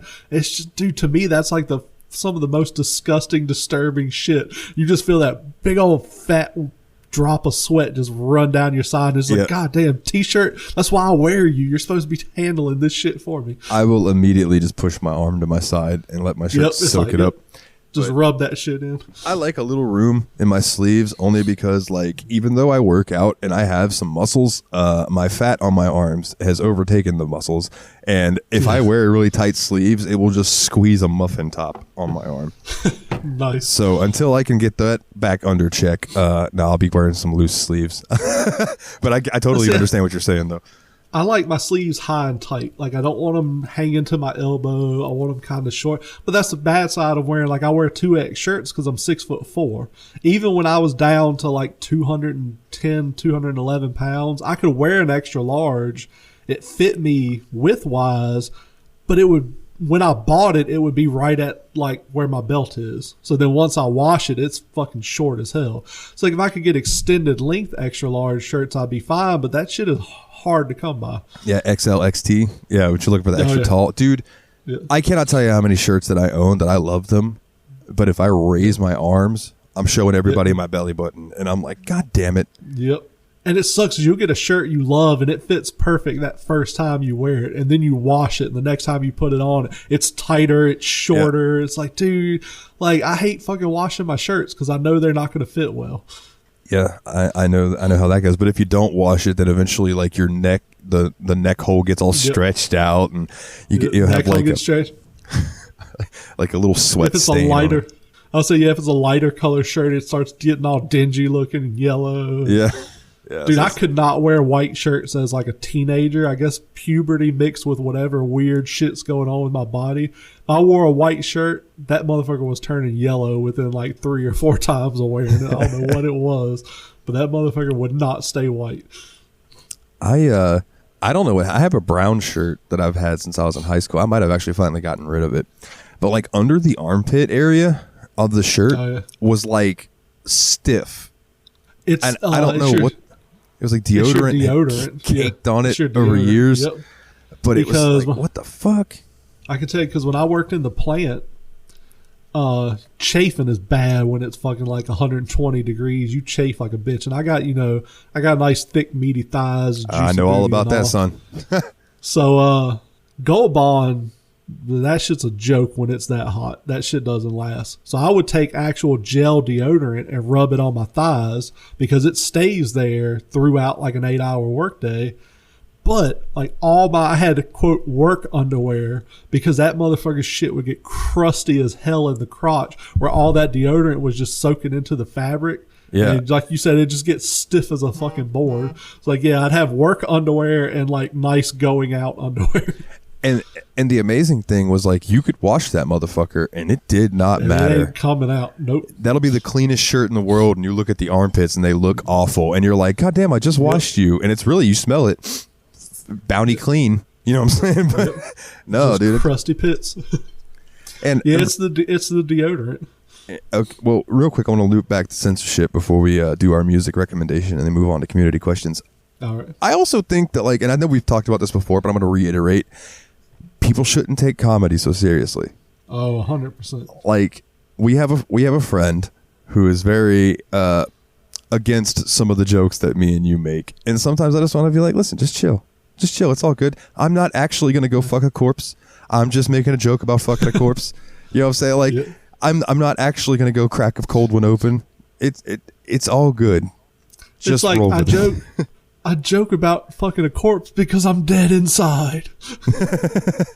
And it's like, yeah, it's like I think I've heard Jim Jeffries and I've heard like Dave Chappelle and all these guys. It's like, just because you joke about it doesn't mean that's what you believe. Hell, even Eminem, exactly. When Eminem's like, just because I write it doesn't mean I believe in it. It's just something I either thought was funny or it fits the narrative I'm trying to weave at the moment. Like, trust me, these rappers out here making millions of dollars, they're not out here killing people. They're saying they are. They're not. Like, it's not happening because they have a lot to lose. Now, like you said, Jacksonville indie rappers are probably out here killing people. These guys that are making millions of dollars, they have too much to lose to go out and just kill people for fun. Now, a rapper who's got millions of dollars who used to have connections might be able to make a phone call that makes a phone call that makes a phone call that has somebody killed. Oh, yeah. But they're not doing it themselves. Yeah, 100%. No. They're not doing it, and they're probably not even making that phone call because, like I said, it could get traced back to them. And most of these guys, dude, that's why celebrity roasting should exist because these motherfuckers don't care what people have to say about them. Like, you know, if you disrespect them, they may say something, but they're not going to go out and actually kill you because you disrespected them because then they're going to jail and their whole lucrative life is thrown in the garbage. Yeah, for sure. I would like to say that got left in the 90s. But like you said, there are some lesser known rappers these days. Especially like I brought up in Jacksonville. Like they still out there doing that shit. Chicago, I think, is another place that kind of stuff happens, and it's just like it still happens. But yeah, the guys that are like Drake. If Drake ever talks about killing somebody, that motherfucker ain't killing nobody. He's just telling a story. Ain't killing nobody. You know what I mean? That's like when Slim Jesus came out. Everybody joked around about Slim Jesus and everything. And he was on record. He was like, dude, I'm just telling stories. Like, I'm just a kid telling stories. Like, I'm not out here actually killing people. No. I'm like going to school and getting grades and shit. You know what I'm saying? He's like, but I like to make music. So, I mean, where's the harm in that? You know what I'm saying? Like, where's the harm in storytelling? That's my whole thing. Like, you rapped about being Vince McMahon and you're not out here being Vince McMahon. Yeah. I'm not stacking paper, but like that hook was catchy when I wrote it. So I stuck with it. You know what I mean? Dude, I brought that up. Speaking of that song, I brought that up to Steph. I had shown it to Steph in one of the chats, and she was like, you're going to have to explain this to me one day because I don't get wrestling. You know what I'm saying? So I was like, yeah, I can do that. So I went through and counted all the references I had made, and there are like 60 wrestling references, and I'm like, oh, that nice. I'm going to have to really explain a lot of shit to her when she finally sits down and listens to it. It's like, okay, so when I say Cactus Jack, Dude Love, and Mankind, so they're all the same person, right? Even though I'm using them in different contexts, they're the same person. Yep. How cool was that one Royal Rumble though, where he came out as each character? Oh, tremendous. That shit was pretty cool. I also liked when he was feuding with Triple H, and he was on the Titantron as Dude Love. And then he brought in Mankind, and Dude Love was sitting there talking to Mankind, and they were like, no, we're not going to fight Triple H, but we know somebody who's going to. And then Cactus Jack comes out. You know what I'm saying? It was beautiful. I was like, that's so good, so good. Oh, as beautiful as the Rock and Sock connection. Yes, bitch, this is your life. Tremendous. I thought about that last night while I was watching RK Bro defend their tag team titles. I was like, man, this is just like this generation's Rock and Sock. Dude. Our buddy Cody, who listens, shout out if you're listening, Cody. I always call him Matt Riddle because he's got the long hair like Matt Riddle. He looks a lot like Matt Riddle. Yeah. So I'll be like, bro. All right, we got our obligatory wrestling talk out. Yeah. Oh, real quick though, before we move on, I just want to ask: are you enjoying 2K22? We can talk about it more next week because I know we're short on time this week. But yeah, it's pretty good. I have some gripes about the last gen version over the next gen version, but we can get into that more in depth next week. Yeah, but yeah, it's pretty fun. I forgot how fun it was to just whoop people's asses in wrestling games, because like wrestling more or less it's staged. I'm not gonna say it's fake. It is definitely staged. Oh yeah, absolutely. The shit does really hurt. I 100% agree with that. But like, dude, the shit you pull in wrestling video games, like you would fucking kill somebody if you tried to do the shit you do in wrestling video games. Yeah. For quick example, I was in a match. It was a ladder match. I think it was Seth Rollins versus AJ Styles, and I had one of them up on one. I don't remember which one I was playing, but there was a superplex that happened off the top of a ladder.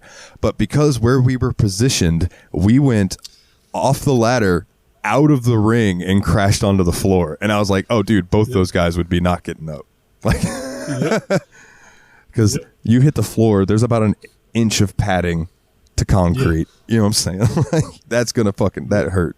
And I do believe that I crawled up, and whoever I had suplexed just laid there, and I crawled up and got the belt, and they never moved. So I was like, oh, I hope they didn't die. He's dead. Dude's like, I don't know if I sent you the video. I know we talked about it. Spike Dudley. I was watching an interview he did where I think it was the Undertaker he was fighting, and the Undertaker choke slammed him over the top rope out onto the floor.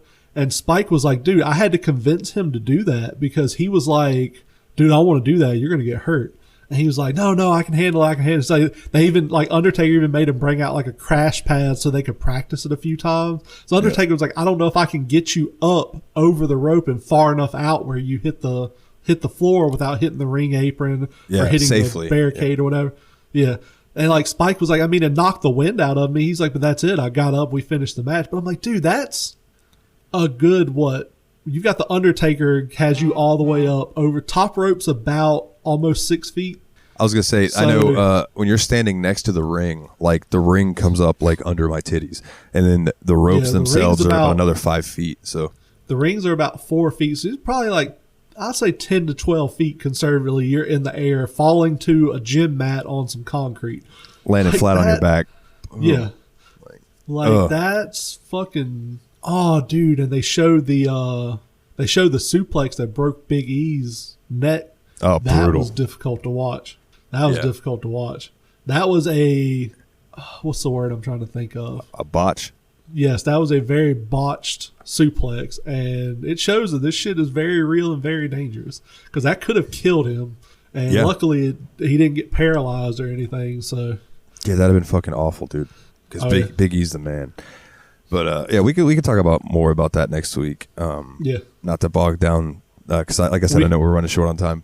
We may even try to do an extra episode of just wrestling. Yeah, that would be cool, because I know I still need to watch Night 2 of WrestleMania, so we could talk about that. We'll discuss that later this week. What is your song recommendation of the week, sir? My song recommendation this week is Nobody Speak by DJ Shadow and Run the Jewels.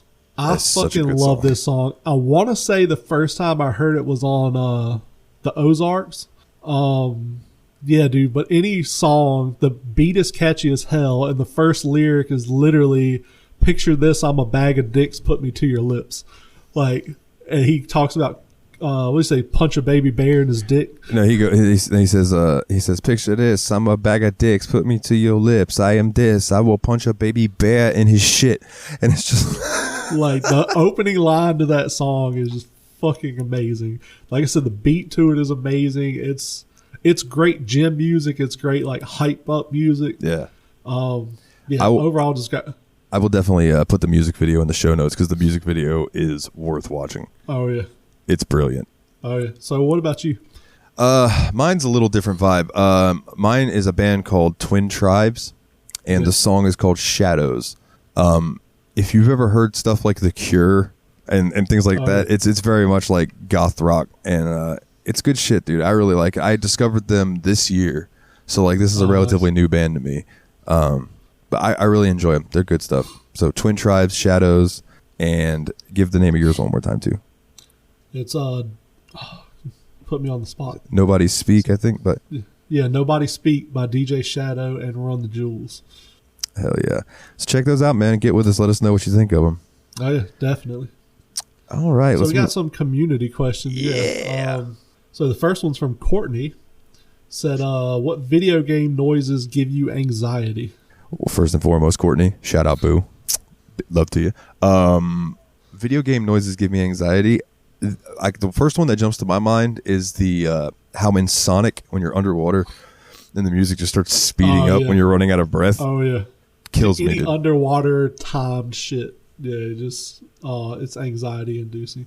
Yeah, absolutely. What are some other noises? One that gives me anxiety from Fable.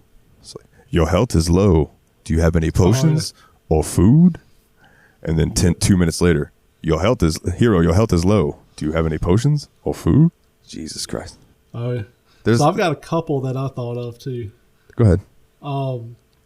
The shield alarm from Halo, because like you said, it's kind of that hang where like, oh shit, I'm about to get really hurt. I need to go fucking hide and let the shield regenerate. And then the fucking hearing the witch cry from Left 4 Dead. Did you ever play that game? Dude, I have a funny story with that, but go ahead. I'll tell my story in a second. Dude, hearing that witch cry, I'd be playing that game in the middle of the night, hear her start crying and be like, I don't want to play this anymore. Like, I don't want to walk around because I'm going to run into this bitch. And anybody who didn't play it, the witch was one of the, 4 big bad guys in the game? Yeah, pretty much. I think it was 4. So it was just some chick. She looked really fucked up. And she'd just be sitting in a corner crying. And like kind of hidden to where if you walked up on her, if you she saw you, or I think if she heard you, she would latch on to you. She wouldn't attack anyone else. She would just go after you. And the other people basically had to kill her before she killed you.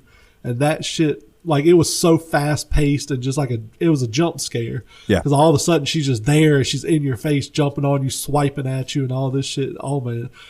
Hearing that cry would just make me be like, oh, I don't want to play this shit anymore. I'm turning this off.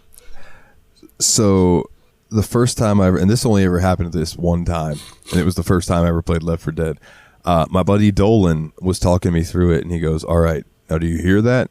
And I'm like, yeah. He goes, all right, that's the witch. You need to be careful for her when you hear her crying, because she's going to get you if you try to walk by her and everything. As he's explaining this to me, I'm just running forward. and I run into this room, and I turn to the right, and there's this girl sitting there, and she goes to get up, and I just pulled the trigger on my shotgun and shot her in the head, and she died. Like that. And Dalton, we called him Moose, he went, holy shit, how did you do that?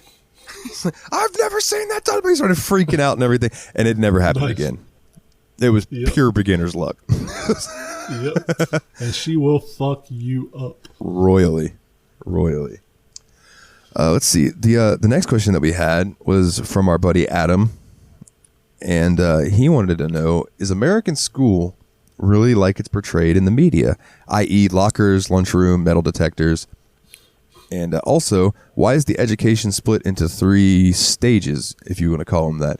And why is college such a big deal? And can you enter it in your 20s as opposed to right after high school? So we can cover this in pieces. So, yeah, I would say for the first question, we had locker rooms and lunches. It wasn't really like they show on TV. Like, you weren't just spending a bunch of time hanging out in the hallways like we did. We hung out in between class for like 3 or 4 minutes, talked to our friends and stuff. I never used my locker because my school was kind of sparsed out. Yeah, same here. To the point where, like, if you left your book in your locker, you were literally running across the school to get your book out of your locker and come back. So I just always carried a backpack, and I don't even really remember keeping shit in my locker back then. I weighed my backpack one time because I did the same thing, and my backpack weighed 76 pounds. So I wonder why I have back issues now, and it's because I had to carry around all that shit at school. I ended up going to the chiropractor in high school because, like, my shoulder would always be hurting me. Because I always carried my book bag on one shoulder because that's what the cool kids did. Yeah. You had to be the cool kid. We didn't have metal detectors. That's more of a inner city sort of thing. Like, if it's a big school in a big city with a lot of kids, they're starting to add them now because, like, when I was a kid, there wasn't really as many school shootings and stuff either. Like, Columbine happened when I was like middle school or early high school when that happened. That was like the first real big school shooting. Yeah. That was a national thing.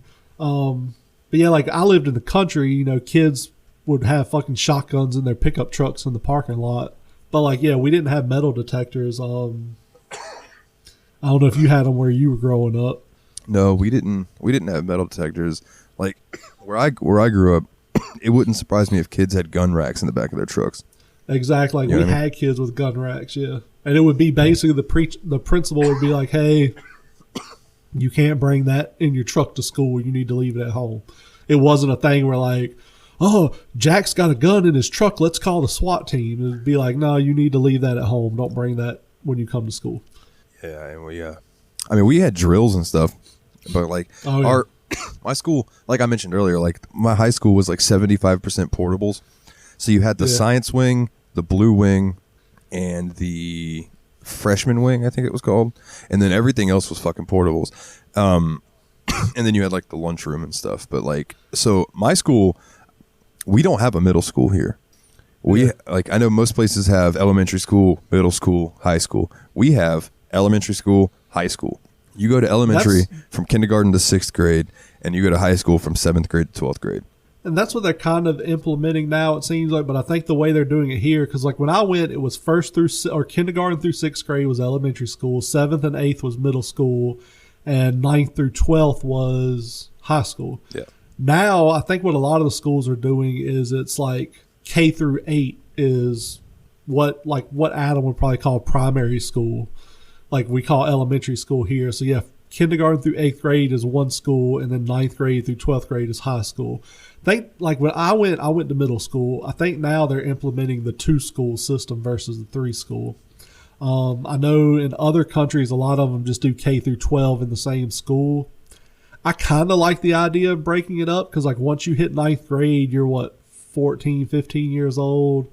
Something like you're starting to want to have sex and stuff, and I know American kids, at least. I don't want some fucking horny ass 16-year-old in the same school as my, like, 6th grade, 7th grade daughter.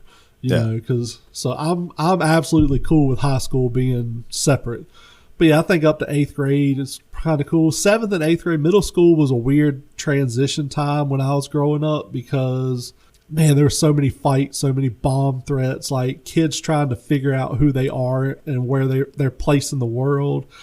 Man, it was, middle school was wild. That was my high school experience, was like so many fights. It got to the point where I would get suspended for breaking up fights just because I was near them. But like one of the last times I got suspended, this dude, I watched him slap this girl in the face, and he hit her in the face and then like pushed her down to the ground. Yeah. And I'll never forget my buddy Keith being like, Dalton, I turned to look at you and say, damn, wasn't that crazy? And he goes, and I just saw your books hit the ground. And he goes, and I turned back and you were punching that dude in the mouth. I was like, goddamn right. Huh. And the school had just built this brand new fence around the parking lot. I mean, brand new, aluminum brown, looked really nice. I speared this kid into this fence and fucking broke it. Like, I speared him in and it just fucking bent. And I just started punching him and I fucking kneed him and shit. Like, I kicked his ass for hitting that girl, but like, I'll never forget breaking that fence and the school just being like, well, they took it down, the whole fence. They took the whole fence down like 2 weeks later. Dude, I got in a lot of fights in elementary school. Well, not a lot, but I got in most of my fights in elementary school. Like, by the time I hit 8th grade, I was 6 foot tall and 200 pounds. So I was bigger than everybody. Yeah. So I never really got challenged much through. I mean, in high school, I was 6'2", 6'3", 6'4" throughout my high school career. So I never really got challenged a lot. So, I would get challenged just because the crew of people I hung out with, but a lot of times it was me defending people that were smaller. Yeah. And the teachers didn't care about that. Like, I was beating up bullies, like, you know what I'm saying? But like, on this hand, bro, these 2 knuckles are gone. Like, there's like nothing left in these 2, my ring finger and my pinky finger knuckles. Like, I can make them, but compared to the knuckles on this hand, they're like barely there. You know what I'm saying? It's just from faces. And but one thing I wanted to touch on too that Steph had commented under this comment on Facebook was that this is going to differ for different areas of the United States. Like, I believe me and you were both in the South, to where like a lot of schools like more up north, like they don't have portables at all. Like, the whole school is like inside buildings because it's cold as shit. Well, that, and a lot of those areas, a lot of the public schools at least, are old institutional buildings that have been there for hundreds of years. Yeah, fair.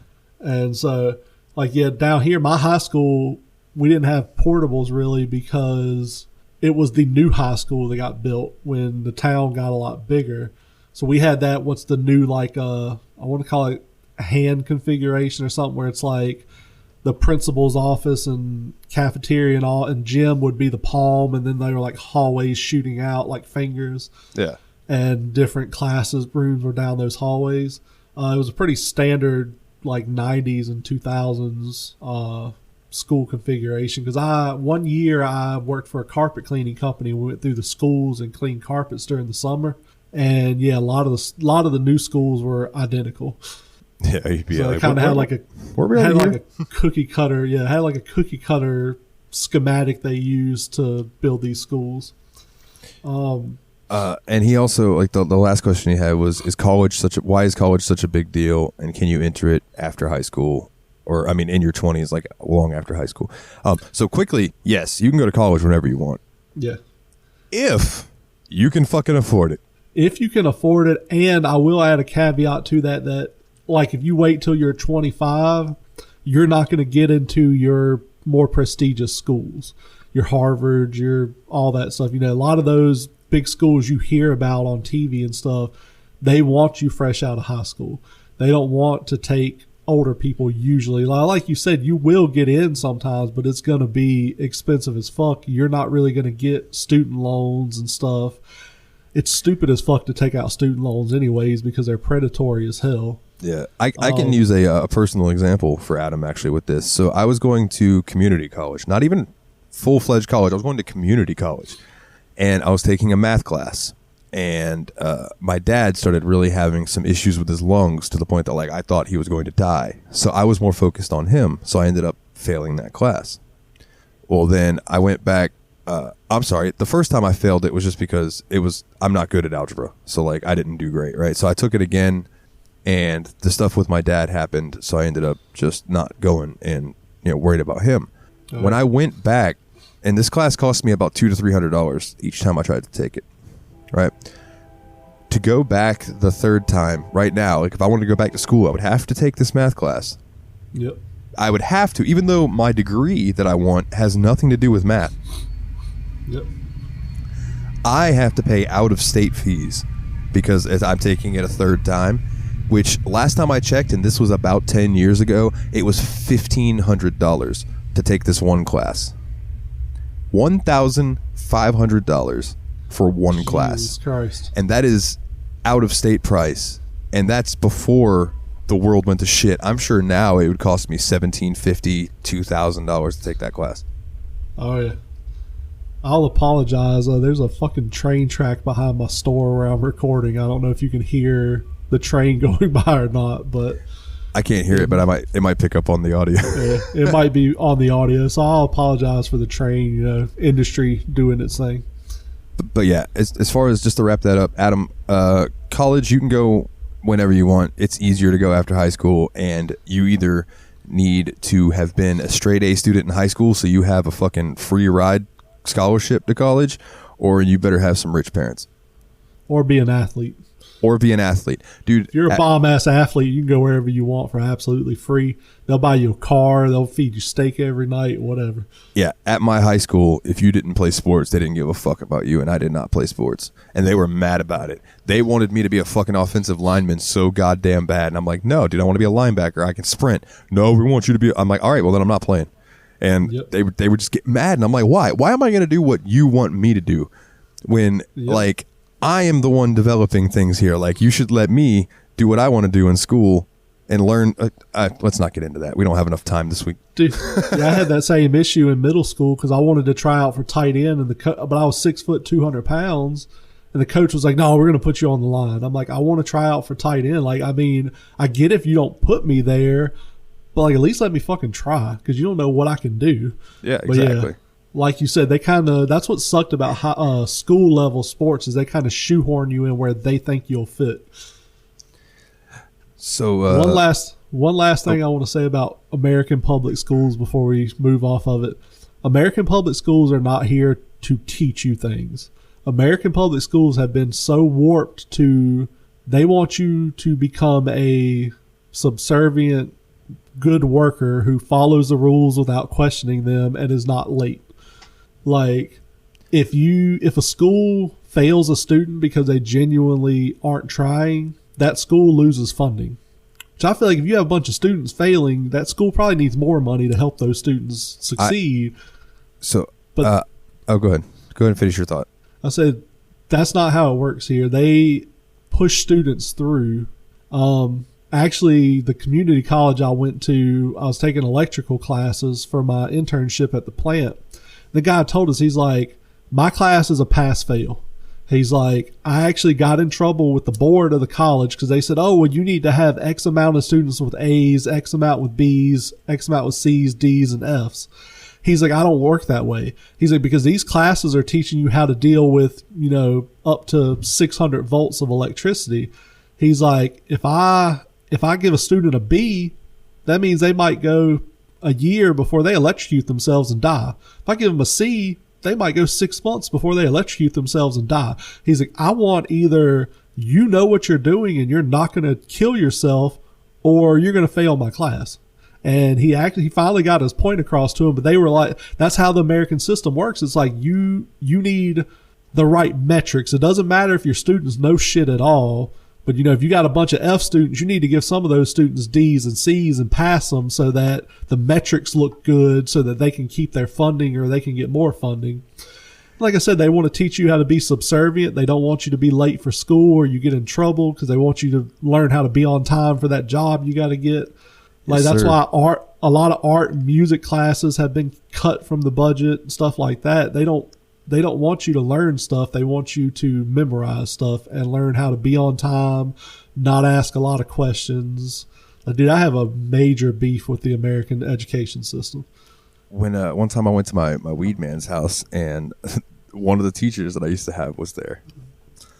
Nice. Which was just funny to me. So we sat down, we're having a conversation, and she started to tell me that, when I went to school, school funding was based on the FCAT scores, which FCAT was just the standardized testing, right? And she said now it's based on graduation rate. So they have been letting kids graduate who should not be graduating just so they can get money, and it looks good on them. And yeah, that's just fucked up. Yep. Let's see. Okay, we got some time. So Kana wants to know best music to fuck to. I have some right off the bat, so go ahead if you got any. I'll say I don't have songs in general. I would say a lot of the new rap music has a pretty good flow to it. I'm the type, I don't put on music. I want to hear those sloppy ass noises and moans and groans and all that stuff. So I'm in there, making my own music. But yeah, I'd say probably most modern rap stuff pretty decent. I got 3 answers for this. You put these 3 things together into a playlist, nuts will be busted. Number 1, Typo Negative's album October Rust. That album is pure sex from beginning to end. There is a song where he literally says, "I'll do anything to make you come" on that album. So like, there's and then they have the song on that album called Wolf Moon, which is about eating your girl's pussy while she's on her period to make her feel better. It's about lycanthropy and drinking blood and things like that. Yeah, it's a wild song. So Typo Negative's October Rust. Second album to put on that playlist is Zeromancer. Pretty much anything by them, but I'll recommend their first 2 albums. I believe the first album is called Something for the Pain, and the second album is called Eurotrash. If that first album's name is wrong, if you search Something for the Pain, that album cover will come up. It's like a bustier. You'll see. Those, and then wrap it up with the Queen of the Damned soundtrack. Oh yeah. That movie has a great. Say what you want about the movie. The soundtrack for that movie is fucking perfect, and it is just, I'm telling you, you put those 4 albums in a playlist and you will have busted 6 nuts by the end of it, and it'll be fantastic. I promise you. I was going to say, Dalton's talking about 4 albums. I'm worried about making it through 4 songs. Well, I used to have like this whole thing where it was like I would put on the Queen of the Damned album and then I would go down on my girlfriend for the first half of it. And that way she was nice and satisfied, and then I could just have fun the rest of the album. And I'm just like, if you put all 4 of them in a playlist, you know what I'm saying? You might not get to the whole thing in one go, you know what I'm saying? Right. But it that combination, those are good albums to fuck to for sure. This next one I'm curious about. Makes me. Oh, go ahead. That makes me think of something funny. You ever be getting ready to self-service? You're flipping through porn. You're like, oh, that looks interesting. Oh, that's 45 minutes long. I'm not going to be here that long. I gotta find something in the 4 to 5 minute range. No, I'm actually the opposite of that. Like, I pick the longer videos and then I skip through them and see, like, I'm like, all right, sure. So there's the blowjob, there's the blowjob, there's the blowjob. All right, butt sex. Here we go. But yeah, so the next question is from Jeff, and this one's for you, so I'll ask it. What Top Gear / Grand Tour adventure would you love to recreate with Clarkson and Dalton? Here's my problem with that. I don't know that I would want to recreate any of them just because that shit looks miserable. But I would say like some of the best ones to me are like the Madagascar episode was really good. The one they did recently in Scotland would be cool.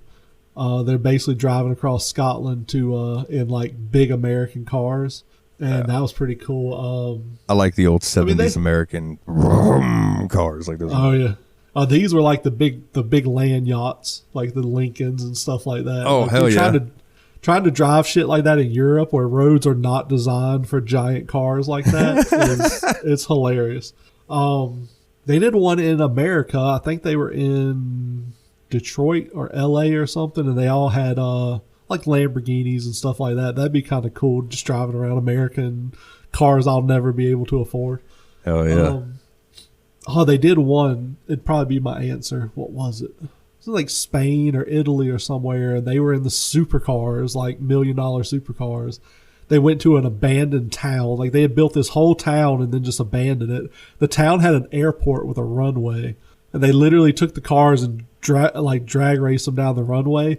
Dude, there's so much dust and dirt on the runway where it had just been sitting there for years. It actually like sandblasted the front of these cars, like took paint off the front of the cars. Jesus It was Christ. fucking crazy, yeah. So that'd probably be my answer, is go somewhere cool like Spain and just drive around in really fucking expensive cars. Yeah, dude. And I just want to tell you right now, if me and you ever go somewhere and we're driving around somewhere like Spain, I'm going to be calling you probably every 10 minutes. Like, yo, can we pull over so we can admire this beautiful view? So let's see. Let's try to bust through these other ones real quick. Jeff wanted to know best teacher you ever had. I had two that I can answer for this. Yeah, I had two. I had an English teacher in high school named Randall Spain, and he was the type of teacher that he wasn't going to let you just lurk through his class and get a D. Like, he was going to push you and make you work. But dude, I would hang out in his class after class, and he would tell some of the most fascinating stories where he had traveled around the world doing all kinds of crazy stuff. So he was influential to me, and I had a science teacher, and I feel bad because I can't remember his name. I want to say it was Mr. Pozluzny, but there were two science teachers in my school who both had like Polish kind of last names that both began with P, and I can't remember which is which. But he would push me to do better, and because I was the type of kid, I was lazy. I didn't want to do shit in school. I just wanted to do the bare minimum to get by. If I had it to do again, I would definitely try a lot harder. I'd have a lot more successful, easy career now. But yeah. I would say those two, because they really pushed me to do better. Hell yeah. Now that I'm thinking about it, I have two with a caveat of a third that I'll run through quickly. But so my first one was Miss Sands. She was my teacher from 3rd grade to 6th grade for the gifted studies, like the smart people class. Oh yeah. She was super fucking cool. I hope that lady is loving retirement. You know what I mean? Like, she was a really, really nice lady. I'm assuming she's not the Miss Sands I saw in a My First Sex Teacher porno. God, I would hope not. Because she was a very sweet lady, but I would not want to see her get fucked. The second one was a teacher I had in high school. His name was Mr. Ely, Matt Ely. I wish I could find this motherfucker on social media so I could thank him. So he was a metalhead, and he ran Guitar Club, right? Oh, yeah. And I'll never forget, one day I'm walking into school, I had a Slipknot shirt on, and he doesn't even look me in the eye. As I walk past him into the room, he just goes, "Stone Sour's better." Nice. And I just went, "You motherfucker." I didn't call him that, but you know what I mean? I was like, "Hey, wait a minute. Yeah. You don't know what you're talking about." And because you're an adult, you don't know what you're talking about with music. And then we went on a field trip one time, and me and him argued over Disturbed. I said that their second album was the best album they did, and he's like, "Every song on that album sounds the same. The first album's way better." And I'm like, "No, it's not." So we're arguing, and on the way home, on the bus on the way back, he has me come up and sit by him, and he just hands me his iPod. Nice. And he just starts showing me songs. He showed me Dream Theater that day. He showed me Black Label Society. He showed me Pantera. Like, this motherfucker introduced me to metal. You know what I mean? Like, I knew Korn, I knew Disturbed, but he showed me metal. And I wish I could thank him for that, because I still, to this day, my guitar style is influenced by Black Label Society. Like, Zakk Wylde's the man. You know what I mean? And the third teacher, really quick, I only bring him up because in retrospect, I think he was a great teacher. I fucking hated him at the time. Oh, yeah. His name was Mr. Boger. And Mr. Boger was the type of dude that he had a soul patch, and he would shave it slightly to the left, so it bothered everyone who looked at him, right? But he knew it bugged us, so he just kept it up. Me and him did not get along. I'll go into details about him maybe next week. I'll try to remember to have you mark a note, because I know we're getting short on time here. He at the end of everything, like, he was a fucking good teacher, and he was an English teacher, and I learned a lot about literature from him, like a lot. But dude, me and him butted heads like a motherfucker. But like, at the end of it all, because I had him for 2 years, we respected one another. Does that make sense?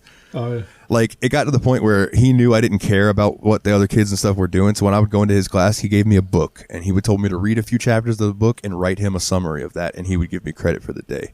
And that was so much better than me trying to just put up with all the other kids who didn't give a shit about what was going on in class, you know. But yeah. Yep. All right. These two will lump together. So Adam asked, what were some video game secrets you knew as a kid, and how do you think you found out about them? And Jeff wanted to know a video game cheat code that you still remember by heart. So the video game cheat code I still remember was the pepperoni pizza cheat code from Age of Empires. Like, when you put in like 1,000 food, I think. You would open the chat bar or whatever, the command bar, type in pepperoni pizza, and it would give you 1,000 units of food. Okay. Can't remember the rest of it because there's like one for each thing for like wood, metal, stone, food. But that's the only one I remember is pepperoni pizza. How I figured that out, probably just fucking around online or talking to friends of mine. And just, that's basically when I was a kid, you figured shit out from gaming magazines or hearsay at school. Yep. Yes, sir.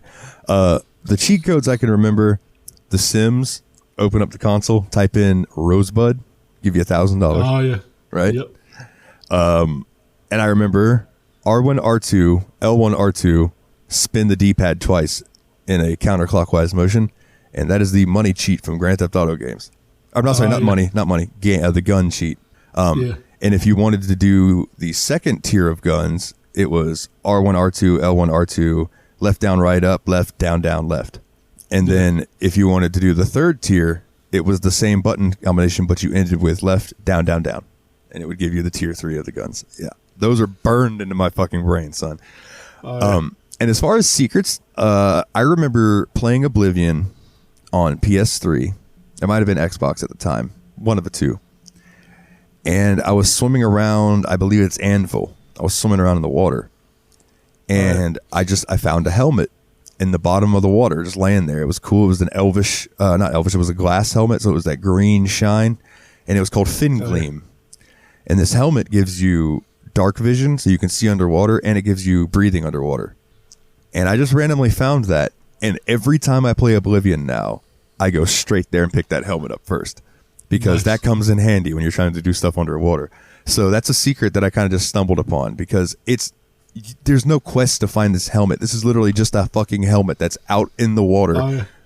And I just stumbled upon it. And yeah, it's just, So, what I stumbled upon was Streets of Rage, I think it was 3. You could play as the boxing kangaroo. I don't even remember how to do it now, but I remember doing it as a kid. That's awesome. And yeah. I wonder if that's why they ended up adding the boxing kangaroo to Tekken. Maybe so. I swear you could play with them as a kid. I don't know how to do it now, but I did it as a kid. I remember vividly. Yeah, and that's like when I was a kid, I had, I think it was Tomb Raider 2. I knew where all the little hidden secrets and stuff were at because I'd played that game so much. These days, dude, I'd be lucky if I went back and played that and found one. Yep.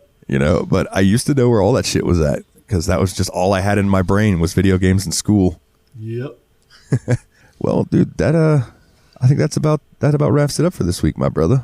Yep, I think so. Would you like to do the plugs? You want me to do them? How do you want to? Yeah, I'll grab them.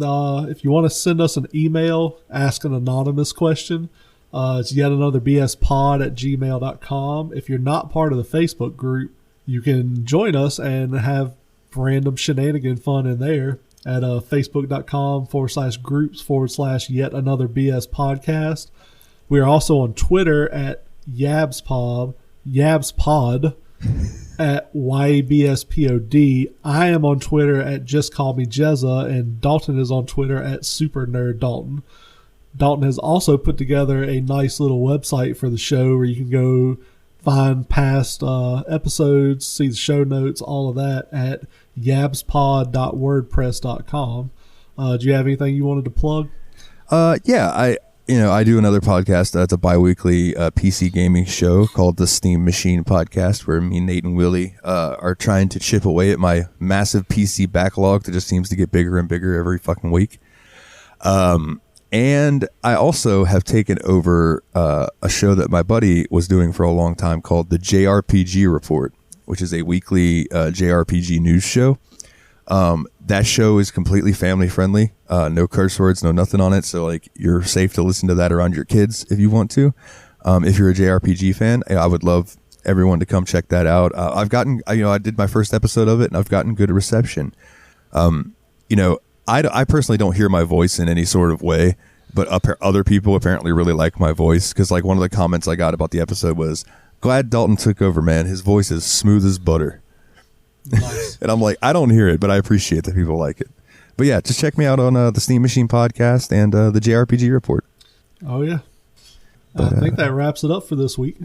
All right, man. Well, then I guess until next week, ladies and gentlemen, For Jeremy, I'm Dalton, and as always, guys, take it easy. Yeah. Nightmare. V K M V K M. Here we go. MSG and the lights on me. A Monday Night Raw, everybody gon' see. I'm stacking up paper like I'm Vince McMahon. Give a fuck about a hater, call me Vince McMahon. Master of the pencil, man, I call the shots. Grab that brass ring while that motherfucker's hot. I'm racking in dollars like I'm Vince McMahon. I'm making the fans holler like I'm Vince McMahon. I'm the attitude era and I'm here to change the game. And I hit you with that stunner, you won't never be the same. Approaching rock bottom, I was down out and lame. Then I rose up out the ashes like a motherfucking Kane. My pedigree's untouchable, call it what you will. Tonight you're getting color, I'ma make your blood spill. I'ma leave you in a pool of it like Hart versus Austin. Curb stomping haters sure does get exhausting. All around the world I'm getting head, call me Jon Snow. I'm in the back smoking weed with Mad Riddle, bro. That's why my eyes are red and glassy at every show. Cushions my cologne, some bitch you already know. Lights, camera, action, the red light is on. And entertain the fans till the last one is gone. Catching sailing beers through the air, skill is undoubtable. And when that glass shatters, the excitement is palpable. MSG and the lights on me. I lay the smack down, everybody gon' see. I'm stacking up paper like I'm Vince McMahon. Give a fuck about a hater, call it Vince McMahon. Master of the pencil, man, I call the shots. Grab that brass ring while that motherfucker's hot. I'm cracking in dollars like I'm Vince McMahon. Y'all make the fans holler, call me Vince McMahon.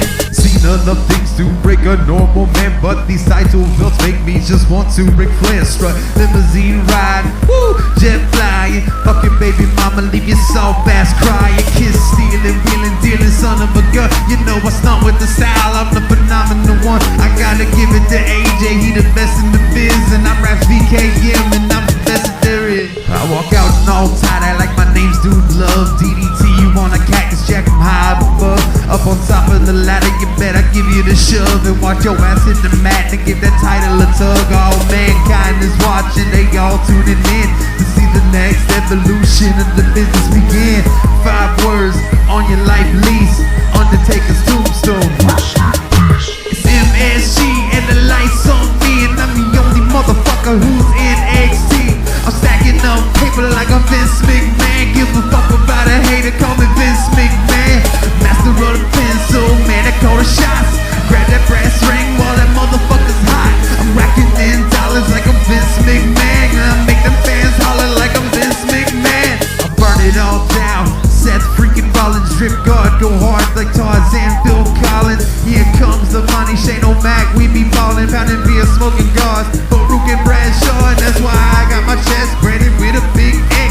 Degeneration, what my body does best. So many people tried to say I wouldn't cut it. Got 2 words for you motherfuckers. When it comes to Vinnie Mac, no chance in hell. And he ain't stopping at the sound of the bell. Ask Bischoff and going against him when well got beat for 83 weeks and still didn't sell. Tony Khan tries to be him, he's the top of the hill. Living out the American dream, if he will. His legacy will live on long after he's retired. He's got 2 words for you of his own. Yes! MSG and the lights on me. I'm the motherfucking king of the WWE. I'm stacking up paper like I'm Vince McMahon. Give a fuck about a hater, call me Vince McMahon. Master of the pencil, man, I call the shots. Grab that brass ring while that motherfucker's hot. I'm racking in dollars like I'm Vince McMahon. I make the fans holler, call me Vince McMahon. MSG and the lights on me. I'm the motherfucking king of this goddamn ring. I'm stacking up paper like I'm Vince McMahon. Give a fuck about a hater, call me Vince McMahon. Master of the pencil, man, I call the shots. Grab that brass ring while that motherfucker's hot. I'm racking in dollars like I'm Vince McMahon. I make the fans holler, call me Vince McMahon. Ha! Acknowledge me, motherfucker.